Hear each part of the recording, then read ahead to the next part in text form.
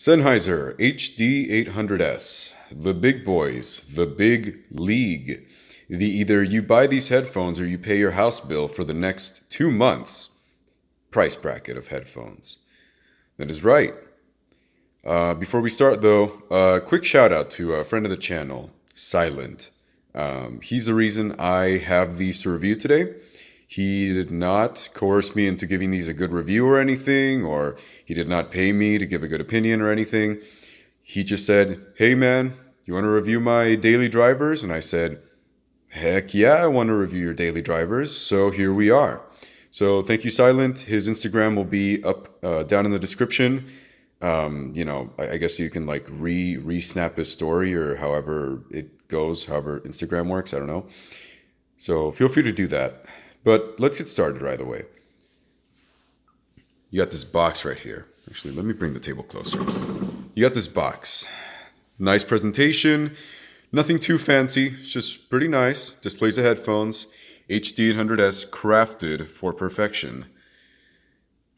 We'll see about perfection, but we'll get to that. Inside the box is obviously the headphones with this, I guess, pretty, decorative protective case for them. And a manual that says how to listen to music. Thank you, Sennheiser. If I'd be spending this much money on a headphone, I think I knew how to listen to music. So, thanks. Thank you. Thank you so much. You open this up. Here's the headphone, and it's 2 cables. It comes with a balance connector. Here's the balance connector right here. It's got the gray Sennheiser. It's a 4-pin XLR, and it also comes with a standard single-ended cable, both 3 meters in length and quite robust. But we'll get to the cable in a second. So what do we start with here? Well, I guess I can talk about the cable right away. So this cable is kind of the best and the worst high-end cable I've seen in a while. So let me explain why. So you see this thick vacuum cord and you say, oh, this is going to be quite an issue. This is going to be very uncomfortable.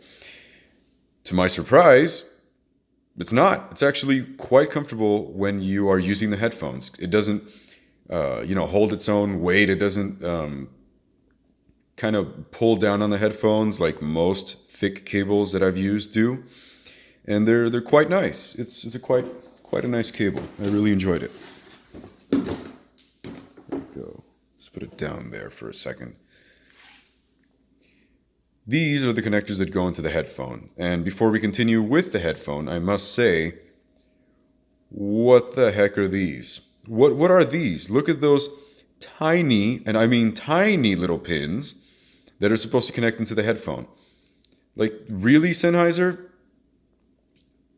I bought a high-end headphone.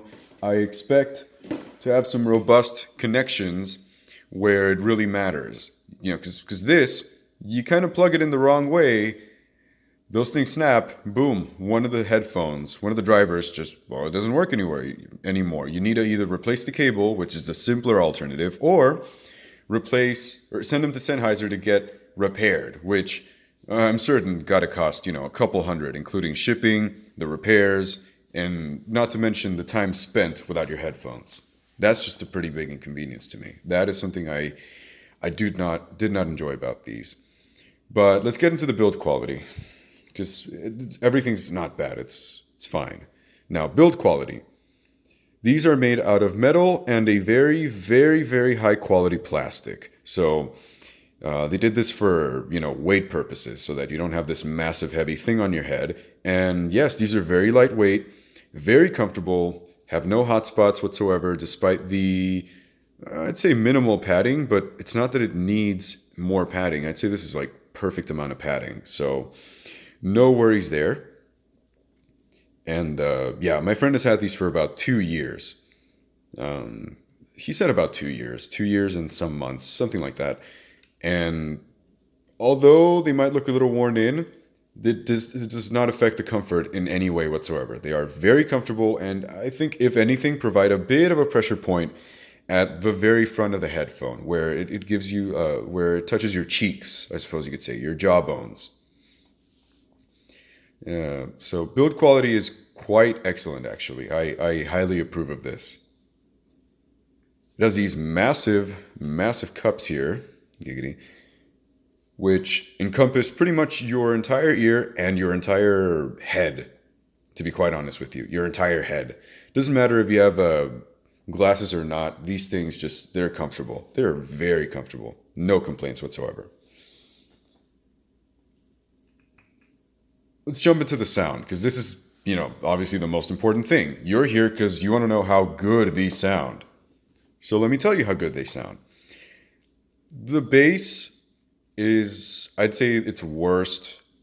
I'd say it's weak point, definitely. And it's not bad bass. Don't get me wrong. They're not bad bass. I'm just talking about these headphones for their price, not overall. The bass is, it's good. It's very detailed, very articulate, and pretty fast. I'd say relatively fast. Sub bass is where this headphone excels in terms of the speed and the accuracy and everything. It's very fast. Doesn't have a big slam to it or anything. It's very neutral but very detailed, very respectable, I'd say. Very respectful. Mid bass, on the other hand, is where it kind of starts to crumble a bit. Mid bass, I felt, had sufficient volume, but none of the power to back it up. It was, it's, for example, it's as if the headphones kind of allowed the instruments to do what they had to, but then the instruments kind of got shy at the last second and just said, nope, never mind, I don't want to do this. And they sound a little half-assed, in my opinion. For example, bass guitars kind of sound, I think, a little too recessed, for my opinion. Just sufficient volume, like they are there, but not enough power to back them up and to justify that increase in volume. So it's not exactly bloat. It's just kind of like the end result was a bit of unnecessary volume for the power that these have. I guess if that makes any sense. The mids are pretty excellent, actually. Vocals are, how can I put this? Slightly forward, but slightly at a distance, making them, if anything, a little above neutral. Not laid back, not forward, just kind of there, but not right at your ear. Just like at a little bit of a distance, but in a forward manner. Like they are trying to stand up for themselves, but they're at a distance. They can't get very close to you. And that's due to the soundstage in these, which I will get to after the treble. I'll give an example for the mids. The female vocals are absolutely excellent. I listened to the cover of Creep by Postmodern Jukebox with Haley Reinhardt being the singer, of course. And just her voice was so perfect. It was like so textured, not too forward, just enough to satisfy you. It was excellent. Male vocals, however, are also excellent, just not as excellent. I think female vocals are much better on these than male vocals are. Now treble, definitely, if not the strongest suit of these headphones, the second strongest suit. The treble here is airy. It is not sharp, just very, very present. Very present, but very smooth, right? Like you'd think with the presence that it has, it would be very sharp, but it's actually very smooth, which is something I enjoyed. Very, very, very detailed. And I'll give an example of this. In Feel Good Inc., right? There's a certain moment when everyone stops playing, Damon Albarn starts singing, and they add sort of like a vinyl effect to the sound of the entire song.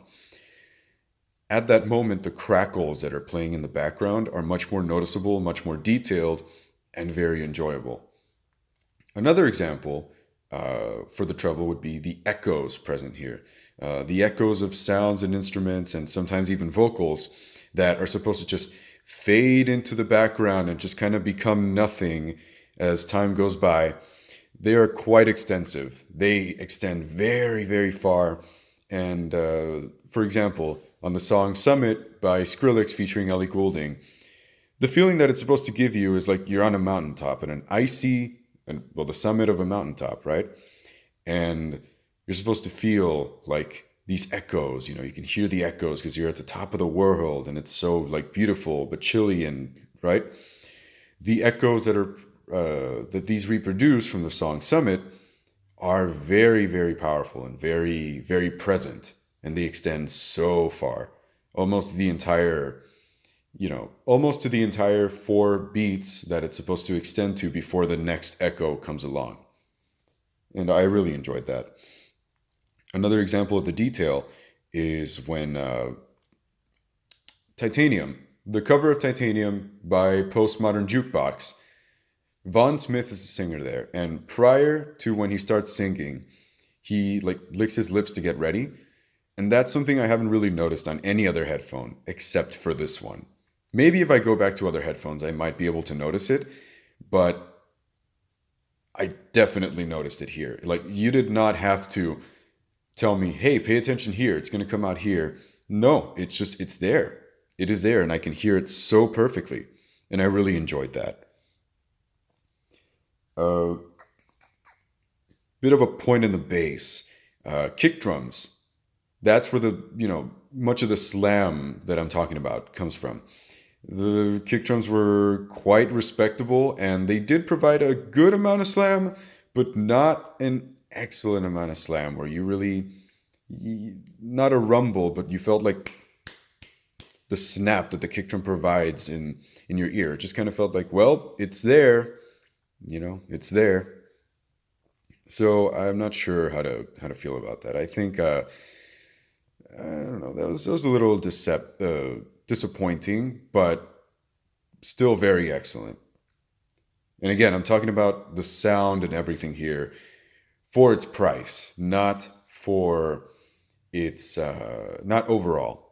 So soundstage is massive, and it has kind of this like bubble effect that the HD500 series has. It really reminds me of the HD598 closed that I've tried. I tried about a year and a half ago, where the internals of the cups kind of do something to recreate this feeling as if the headphones were much larger than they actually were. And in this case, it does something similar, but in a much more professional way, in a much more advanced way, where it feels like, yes, the bubble effect is there, but the soundstage is so massive that you just don't care whether there's a bubble effect or not, because you're getting that massive soundstage, and it leaves a lot of room for separation and imaging. Speaking of, imaging is the best thing on this of this headphone, if not the second best thing.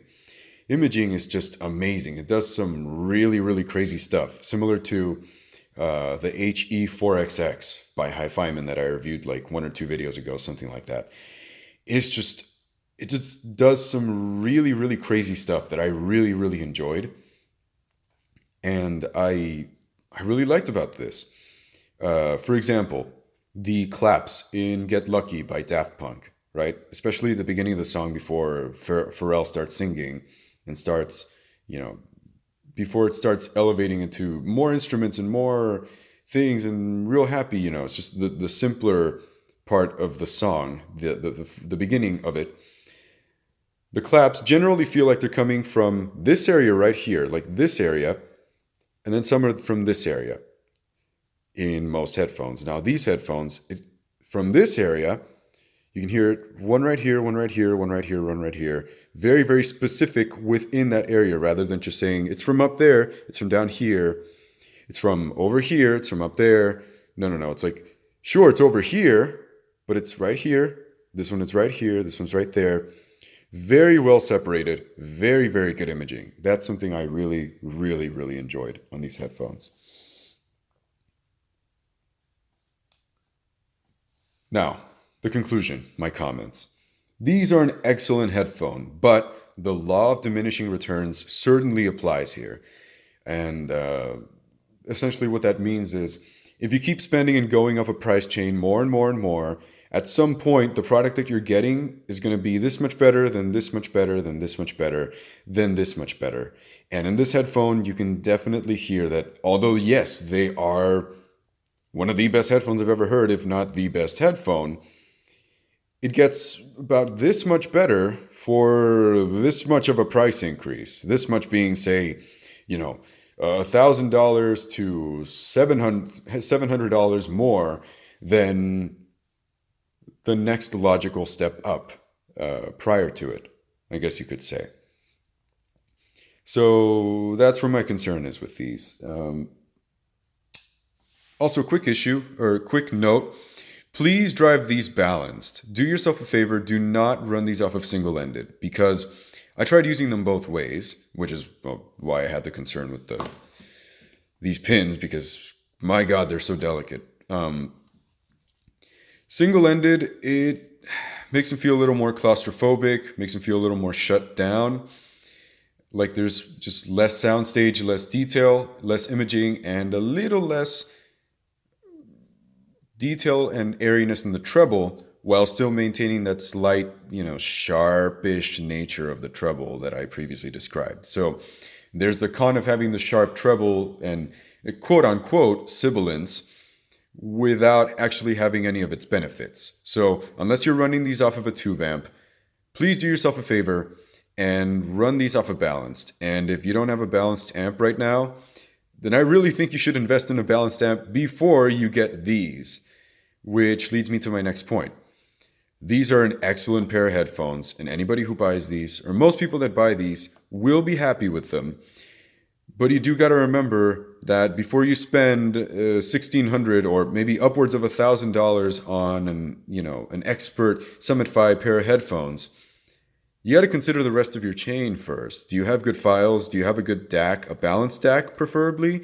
Do you have a balanced amp, a good balanced amp? Only then, if you have these factors and you really have nothing else to spend your money on because you've got no other worries or concerns that are pressing to you, then you can justify getting these and you will be very happy. Now, the only person that should definitely will definitely buy these and have no concerns with them is the person who's already got everything I previously mentioned and knows for a fact that these are their dream headphone. Like, these are their end game and they know this for a fact. They will be happy with those. Or you can be like Silent and just have money and be like, yeah, I'll buy this headphone this week, then I'll buy the Ether C Flows next week, and then next week, following week, I'll get myself a new car. Well, hey, good for you. That's not me. So yeah, if you're like me, middle class, I'll even add college student. If you're someone who has no business spending in luxurious items, you might want to look somewhere else unless you know for a fact these are for you and you've got no other financial concerns on your plate. So I think that's going to end it for me. I personally feel like these headphones are just not quite it for me.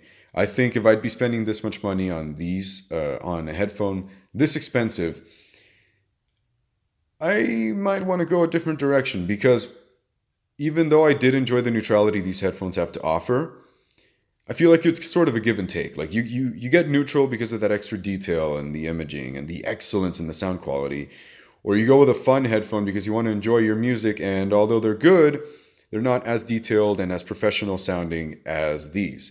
So I think out of these two factors, I would kind of want to get something a little bit closer to the center, but still leaning towards neutral and analytical, like these. So, I think that's the way I would go for these. So, Silent, yeah, they're excellent, but I don't think these are quite it for me, and I think it's kind of for a select few amount of people. So, yeah, luckily places like, some major retailers out there have pretty good return policies. So as long as you don't destroy these or, get cat hair in them, like a certain person I know, you should be fine. You should be perfectly fine with trying these out, and if you don't like them, you can just return them. So, yeah,